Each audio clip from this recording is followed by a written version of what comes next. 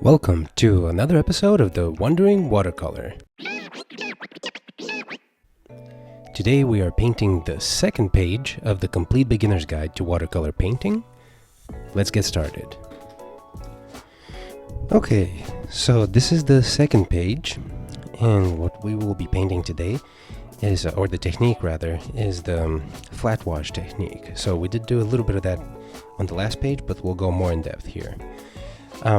So what you always want is a porcelain plate, somewhere you can mix the colors. Whatever paint you have works fine. This is just what I use because it's very vibrant and also very affordable. And I will have a link to that. Also, I'll have a link to the books in the description. Always have 2 jars of water. I have them here off camera.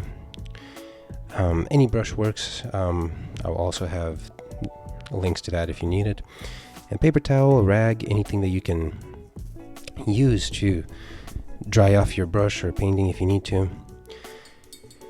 And so the very first thing we'll do is we'll grab a little bit of brown and we'll just add some water to it to lighten it up.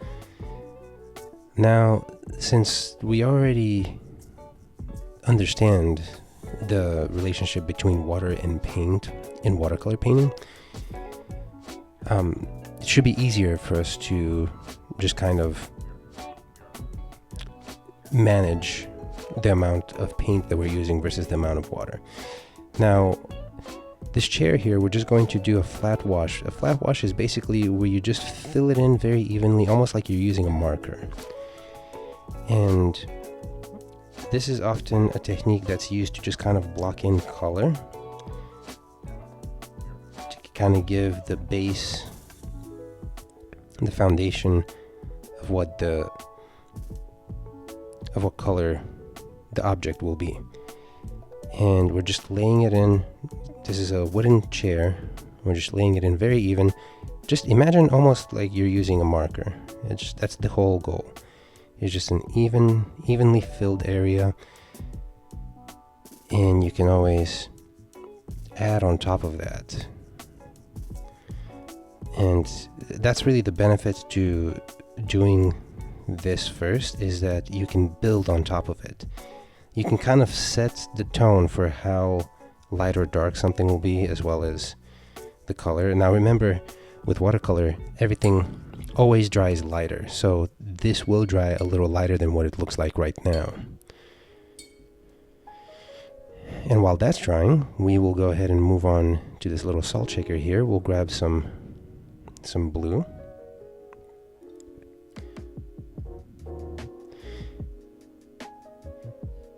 And we'll just fill that in.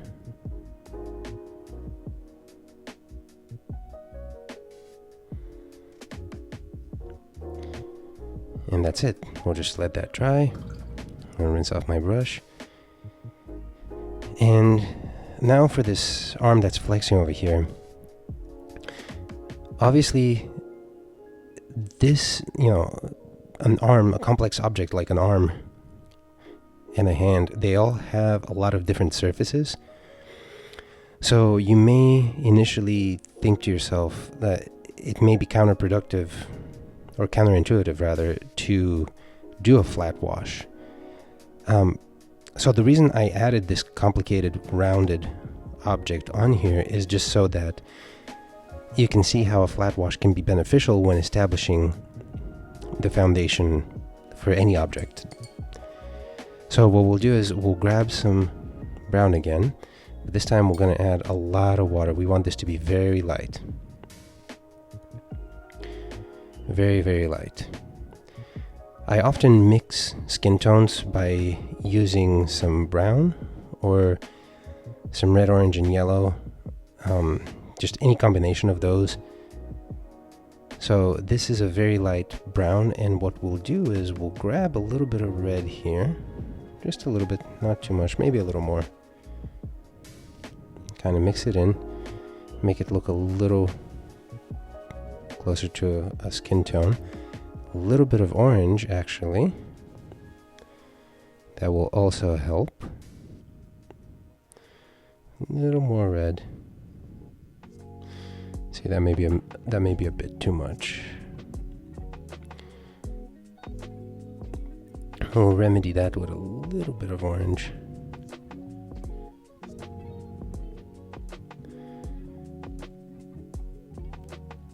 Okay, that's looking a little better. Okay, so we're just gonna go ahead and use that and lay all of that in. Yeah, that came out a little bit too pink, but that's fine. In the future, I aim to make an entire book just dedicated to skin tones, just because they can vary so greatly, and even the same person can look very different in just different lighting. So there, we'll imagine that this is just a lighter skin toned person. And so now while that's drying, we can go back to do some shadows for the chair. Now, we used brown, so we're just going to use the exact same color, except this time we're not going to put a lot of water in here. So it's much... Actually, you know what? We will lighten it up with some water. Yeah, let's do that. Just to show the layering.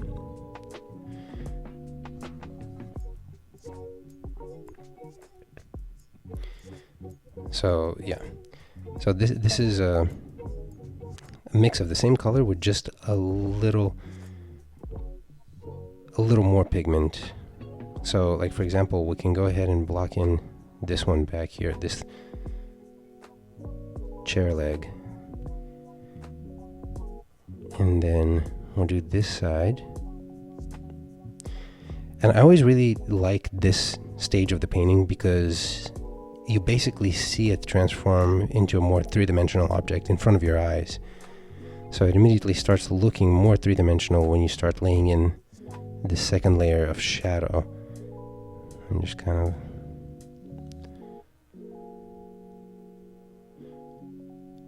create a whole lot more dimension. And then kind of like this. Over here on that side. Maybe a little bit here on the back. So we're imagining that the light is shining down from the upper right hand corner down towards the chair. And you can see, we should actually also put a little bit there. There. It immediately looks much better. I'm gonna rinse off my brush. I'm gonna grab a little bit of blue here. And then this is a glass salt shaker. We're just gonna do a little bit of blue right here. Something to note, this wasn't yet dry completely, so that's why it faded in like that. And so it gives it more of a rounded feeling. And if it was dry, it would still be fine because you're still getting the idea of where the light is coming from, where the shadow is. It's just a harsher shadow. And now for the arm, what we'll do is we'll grab the exact same color that we used or that we mixed up earlier. We'll just do the exact same thing. And so, for example, this bicep right here, we can just underline it like this, where the armpit is. And a little bit like this, just kind of outlining the form, showing where the subtle shadows would appear. Now here, for example, if I want to, I can just completely dry off my brush and then kind of pick up that edge. And you see how it gives it that nice soft shadow? That's part of the thing that makes painting anatomy or skin so difficult, is because there's such subtle shadows all throughout the place. And then here for the hand, And then a little bit here, like that. And down here for the elbow. And here's some more for the muscle. And like this, for example, has a harder edge. And you can leave it just like that. And what you can do actually is you can mix in, like let's say we get some of this brown here and we throw it in.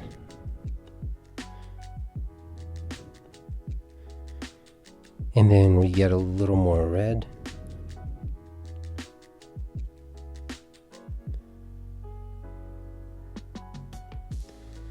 And so then you can throw another layer on top of that to really bump up the shadows. And if you do that while it's still wet, kind of like how I am right now,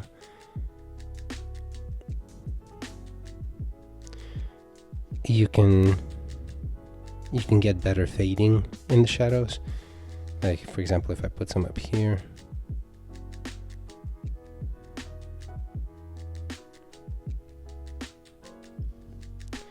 This part right here was already dry, so I'm just gonna kind of fade it in with my dry brush. But you get the idea. You can just experiment, do as many layers as you want. And then here, there's just some squares and ribbon so that we can just kind of get the full feeling for the technique. So basically, I'm just going to grab some purple. And I'm just going to go ahead and fill this in completely.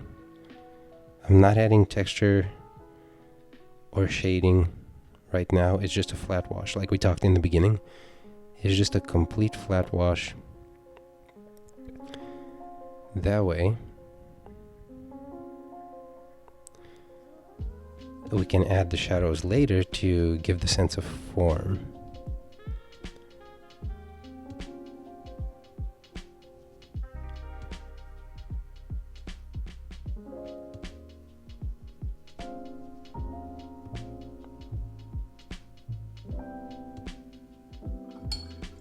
Okay, so we have all of that in there.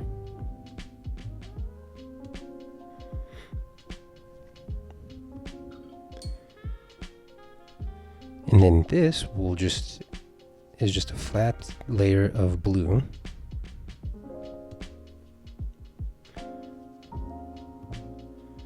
Just try to make it even throughout.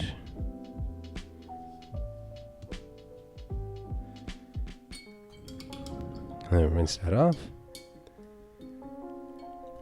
And then this is going to be just straight yellow. You just go directly from the paint to the paper. Yellow is one of those colors where you need to use extra paint because it's a really faint color. So if you want it to be, like if you're using it as highlights, for example, from sunlight, it's fine to use it diluted, but if you're wanting it to show, you really want to use extra paint because it's such a light color. And then down here, we're just going to do red.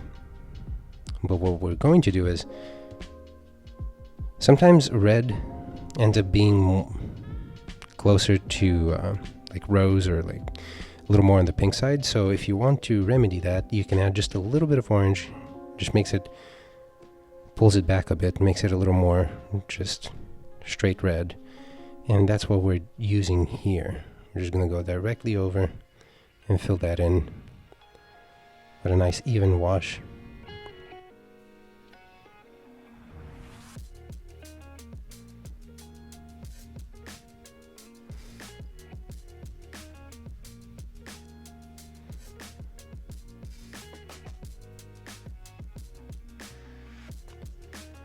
Okay, rinse my brush. Now then, for these ones right here, what I'm going to do is, I don't know what kind of palette you're using, but whatever you're using, just try to use one of each color to fill in these right here. And the reason for that is, well, one, you should always have the experience of seeing what each of your colors look like by themselves on the paper. And two, it's also good practice just for brush control to try to fill in like different little shapes like this. Obviously, like this one I did pretty good. I stayed all completely in. Some of these I was kind of in a rush, so I just went right over them. But so yeah, so we'll start, like, let's say I'll get some of the red rose color. Do that. Rinse that off. The next one is the orange. You're gonna go right in and experiment with how much water you're using versus how much paint or pigment you're using, because you can see how, like, let's say if I just grab a ton of paint just directly, not a lot of water on the brush, and then I just throw that in, you can see because it's such a light color, you know, it doesn't make that much of a difference.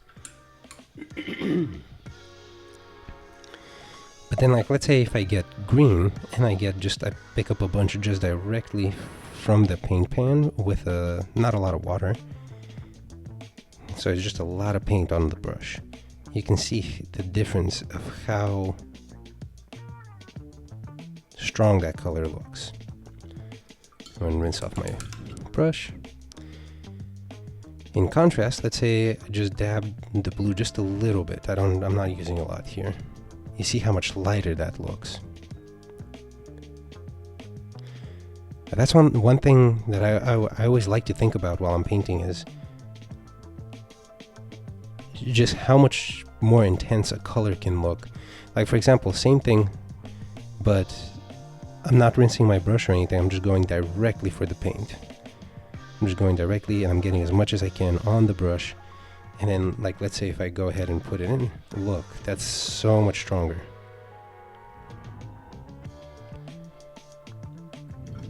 I'm gonna rinse my brush. And the purple, we already know purple is a strong color, so I'm just gonna grab just a little bit.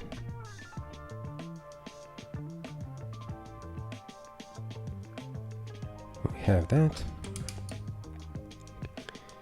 And a little bit of brown.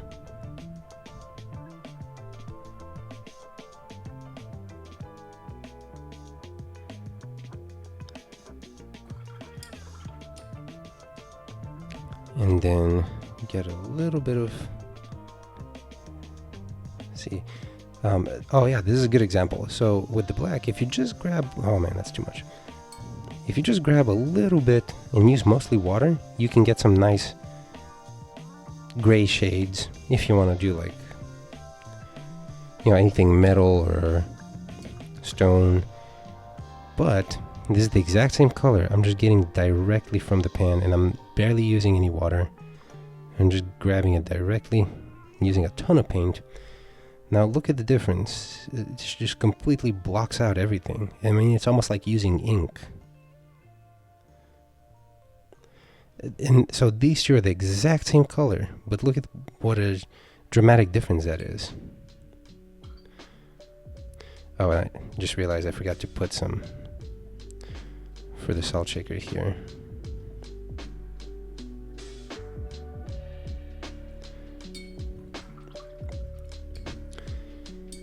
So yeah, just play around filling in these colors, and so you can kind of see each of the colors of the palette. And you can play around with intensity. And then next, we're going to add more purple here. We're going to go right back on top of this, just to show the shadows. So imagine that this is a wavy ribbon and the light is coming from the right. So that means that the shadows would be right here on the side.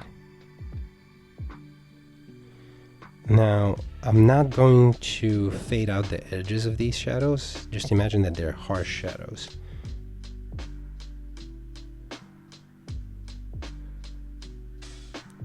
Because if it's a stronger source of light, then the shadows will be harder.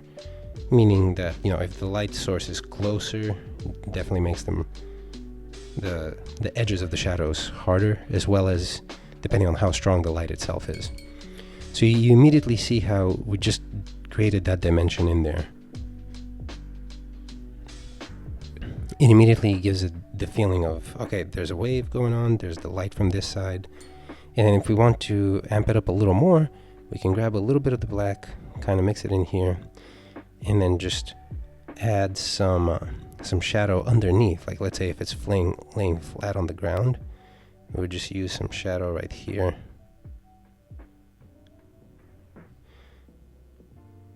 Going this way, and then maybe some back here. Like that.